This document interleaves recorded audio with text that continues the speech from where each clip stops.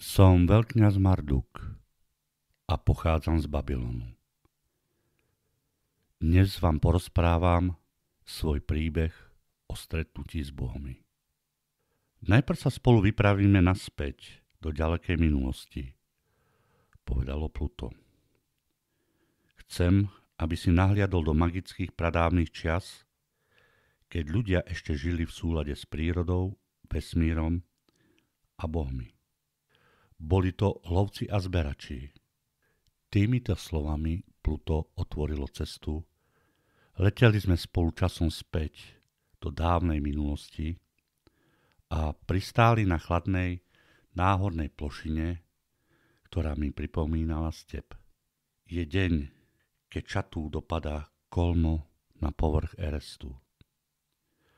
A doteraz vládne temná noc. Priestranstvo lemuje niekoľko borovíc, vrb a bries. Blíži sa k nám staršia žena malého vzrastu. Vlasy má zviazané do uzla a ozdobené nádherným orlím perom. Som matka nášho kmeňa a volám sa strážkyňa Ersetu, povedala svojim príjemným, jemným hlasom. Spolu so svojím malým rodom sme na cestách. Lovíme mamuty, divoké kone, medvede. Zbierame tiež rastliny a bobule, ktorými sa často živíme a udržiavame si nimi aj dobré zdravie. Zvieratá a rastliny sú základom nášho živobytia a všetky sú pre nás posvätné. Vždy, keď Šatú dopadá kolmo na povrch Erestu, schádzame sa pri tejto jaskyni. Svojimi rituálmi, tancami vzdávame vďaku bohyniam a prosíme ich o dostatok potravy na najbližší Šatú.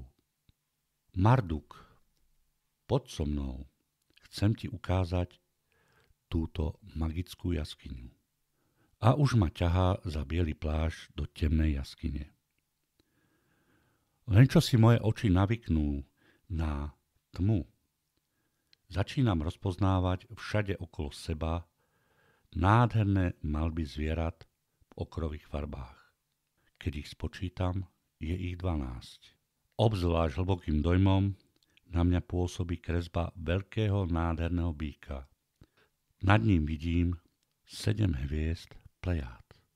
Chvíľu ma nechá pozerať sa a potom povie. To naši predkovia rozpoznali zvieratá v súhvezdiach na oblohe. Tieto zvieratá a obrazy jednotlivých súhvezdí namalovali na steny tejto jaskyne. Iba v jeden deň Šatú, keď lúče Šamaša dopadajú kolmo na zem, osvetlia jeden obraz po druhom. Vonku sa začína pomaly rozodnievať. Náhle prenikne dovnútra trbietavý lúč Šatú, ktorý prebudí kresby zvierat k životu. Pozorne sledujem a s údivom pozerám na tú nádheru každej jednotlivej kresby. Naplnený bázňou a dojatím sa cítim ako v nádhernom vesmírnom chráme. Po nejakom čase prenikne k našim ušiam nejaký hluk. Ten nás vyláka von.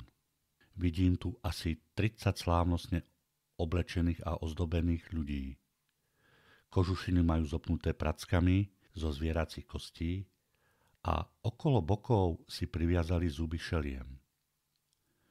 Na okrasu si do vlasov zastokli kvety a krk im zdobia náhrdelníky z mušlí a kamienkov. Smejú sa, spievajú a tancujú na počesť bohov. Rád by som tancoval a oslovoval s týmito ľuďmi, no Pluto ma uchopil za ruku. Poď, teraz budeme putovať ďalej.